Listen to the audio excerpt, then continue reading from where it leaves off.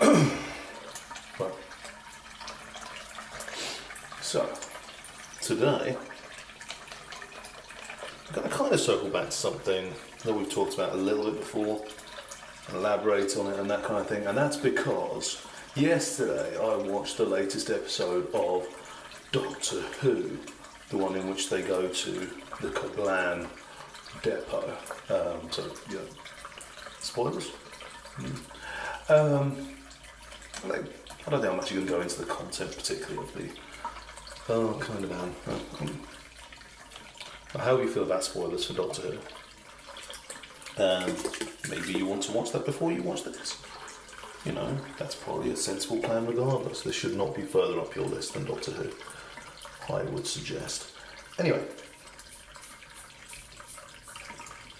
So, the allegory behind this latest episode of our Doctor Who is one about the mechanisation of the workforce, of machines taking our jobs, and whether that's a good thing or a bad thing, and so on and so forth. And I was thinking, maybe I should talk about this in my video. And then somebody, today, that I know on Facebook, they posted an image about how you should boycott self-service machines at supermarkets because they take people's jobs and aren't even that good anyway. And here's the thing. First off, let's dispense with the they aren't even that good anyway. Yes, sometimes it can be annoying to use the self-service machines, but in every way they are better than having manned checkouts. You can have quite happily 20 machines served by one human, and that's going to cost so much less for the supermarket to run than 20 humans having to do the same thing.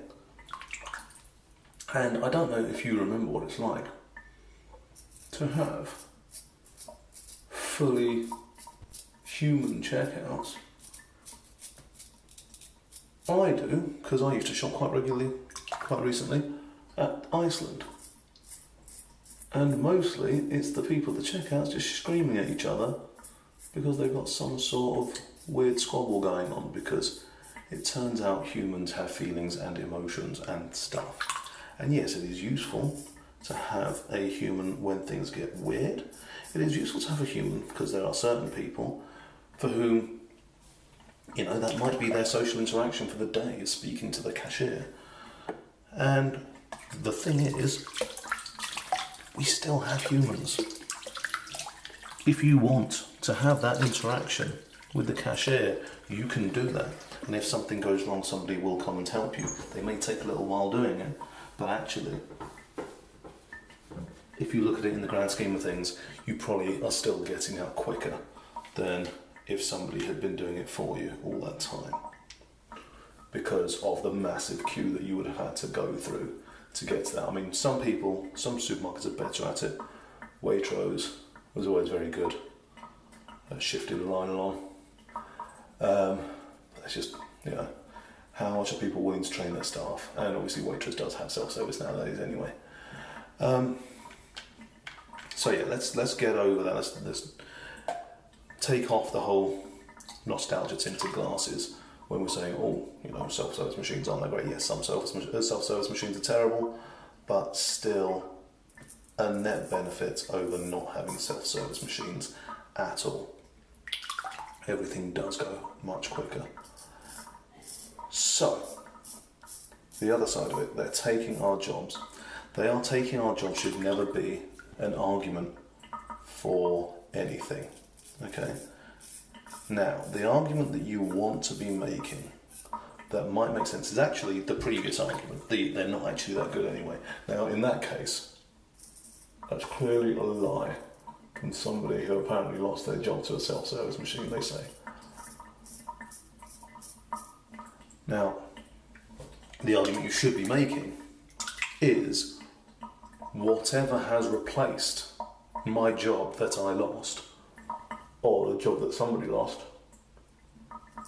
is objectively inferior to the person, to the job that was lost.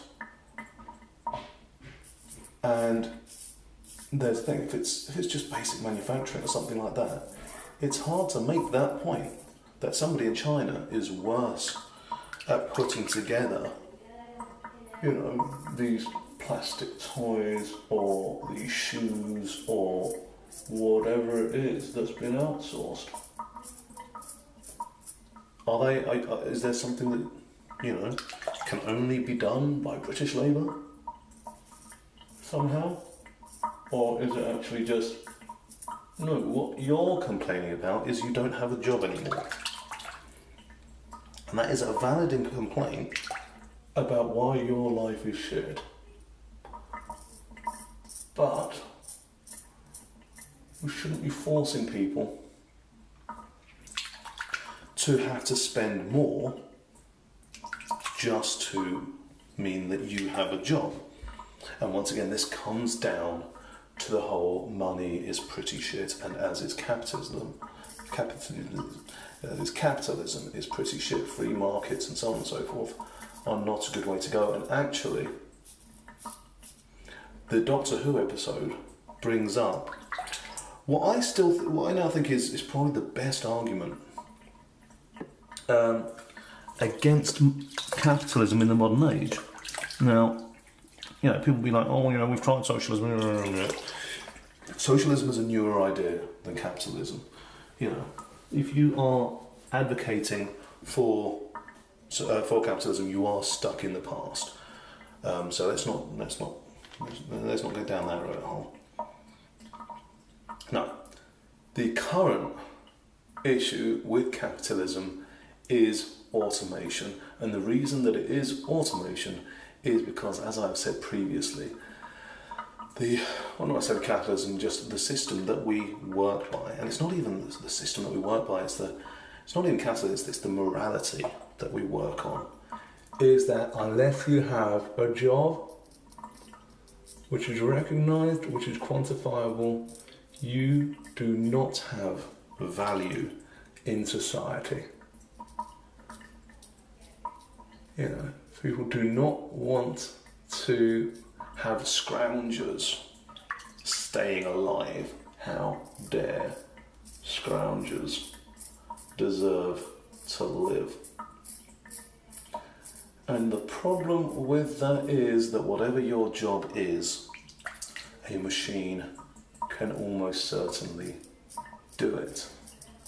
Regardless of what, now it may be that it can't do it yet, but it is not outside of the realm of possibility that somebody can sit down and build and program the correct machine to do that job. You might be like, what about picking rice or something like that? That is absolutely something that the correct kind of robot would be able to get up a mountain, analyse the crops and strip them appropriately. You just need to be willing to invest in that machine, and once somebody does invest in that machine, then you suddenly don't need humans for doing it. What about quality control? Once again, that is something that machines can do very well if they are taught how to do it. And actually, if you set them up right, you can probably get them to teach themselves. I always like, I've probably mentioned this before, I always like blowing people's minds when they're looking for a picture of their cat or something and telling them just go into their phone's search function and type cat, because your phone knows roughly what a cat looks like. Computers are getting very good. They are only going to get better, and that means that jobs are going to get more and more automated. And when that happens, there will legitimately be a dearth of jobs which we can assign a real value to. Why would you go to a lawyer when there is a database that can look at the case and automatically decide it in the majority of cases? In the cases where it can't, it can spit out the arguments and a human will be able to say, yeah, that's done. That kind of thing. Why would you need to go to a GP when actually the computer is going to be able to look at those, at your symptoms, do the full scan on you and everything, and say, oh, actually, this is what you need, and then actually robots are going to be able to do the surgery on you, probably, that kind of thing. I'm not saying they'll be able to replace all the humans, but the vast majority of the humans, even now, even without all that automation, we create busy work for people. There are far too many jobs out there, there's far too much middle management, there's far too much going on that doesn't need to be going on. And a lot of it is just because people need to have jobs. And that's because we are worthless without our jobs. We refuse to allow people to live, to survive, unless they are either contributing to society, or they are aspiring to contribute to society, or they have already contributed to society, and therefore they've paid their dues, And unless, and as we get the world shifting toward the right, this is only getting worse and worse. We shift towards austerity, so we shift towards people, paying their dues. It gets worse. We keep having this sense that you have to be entitled to things to be able to have them, and that includes shelter, that includes food. And if you do that, then what happens when everything is automated? How do we then value a human being if no human being is going to have a job? And, Doctor Who actually puts it quite bluntly, what happens is that human beings become an abundant resource, and basically everybody becomes a Chinese peasant. Everybody is suddenly underbidding each other. Everything is Fiverr. Where just, whoever is willing to work the most for the least money is the person that gets to work, and therefore the person that gets to have any money at all. And then what do you do with the rest of society? So what you need to do is instead replace that sort of mentality with one of human rights, one that acknowledges humanity, acknowledges that we as a species are worthwhile, and it may well be that we get beyond that and we start incorporating animals into that definition as well, that actually all of the creatures of Earth come under the purview of humanity. We will protect our creatures. Who knows? But unless we are willing to change that mindset, then we will have some sort of catastrophe happen. Because we are fast running out of reasons for humans to be worthwhile. And keep in mind that, there's a temptation to say that the reasons that we can be worthwhile are art and our creativity, but the fact is that that's not far off for automation either. There's, a lot of pop music now is effectively automated. It's a pretty repetitive process.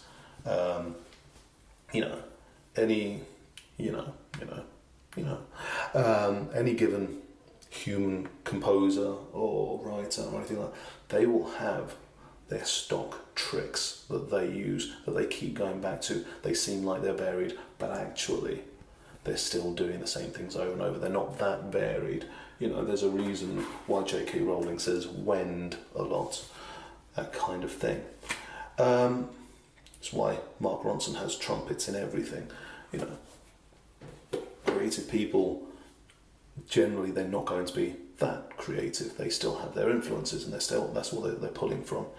And it's not going to take long before we can get computers to a point where they can actually be making good things. You know, I regularly have in my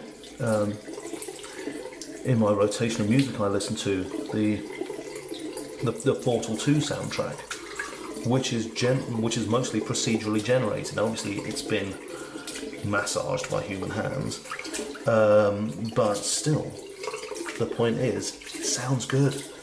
It's decent. You start mixing that up with Vocaloids and things like that, and you've got music happening. We've already seen the kind of obscure art that Google's computers can produce with their